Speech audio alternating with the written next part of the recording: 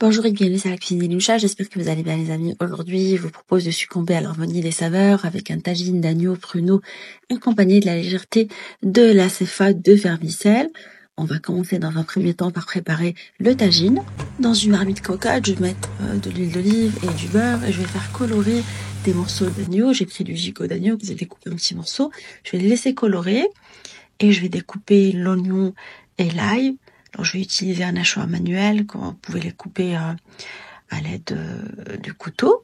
Je vais les rajouter par-dessus la viande ainsi que les épices que vous trouverez en barre d'infos et je vais laisser le tout coller sur tous les côtés en mélangeant régulièrement. Après, je vais arroser avec de l'eau. Je vais mettre un bâton de cannelle et je vais fermer et laisser le tout cuire pendant une trentaine de minutes. Dans une casserole, je vais mettre des pruneaux dénoyautés et je vais rajouter quelques louches de la sauce de cuisson de viande.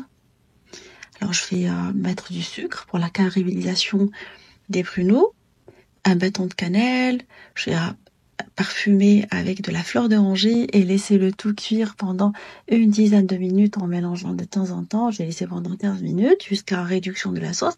La viande, je l'ai remise à cuire pendant 30 minutes supplémentaires. Alors, n'hésitez pas à frire des amandes pour plus de croquant, des amandes montées dans un bain d'huile ou à l'air fryer.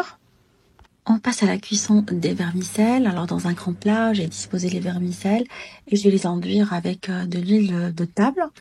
Alors je vais bien les imprégner du gras et je vais les placer dans un couscoussier, le haut du couscoussier. Je vais les faire cuire à la vapeur pendant une vingtaine de minutes jusqu'à ce que la vapeur commence à s'échapper du couscoussier à couvert.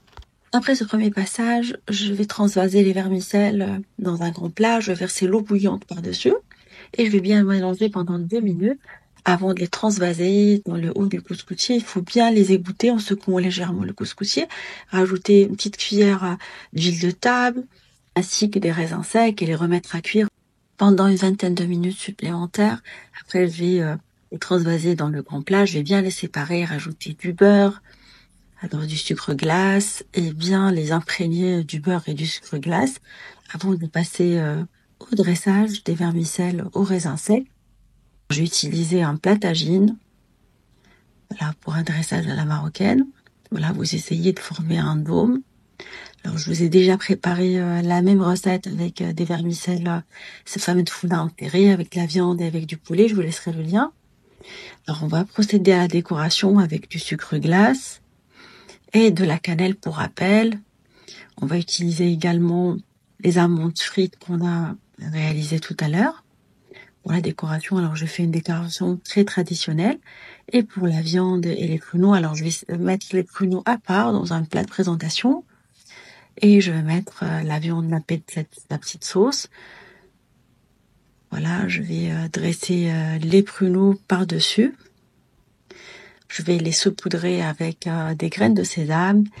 Et voilà, mon repas à la marocaine, tagine et céphate est maintenant prêt. J'espère que cette association de 2 recettes vous feront plaisir et feront plaisir à vos familles. Je vous souhaite une bonne journée. On se dit comme d'habitude, on se retrouve sur la cuisine de l'Iloucha avec de nouvelles recettes, un nouveau voyage culinaire et à bientôt.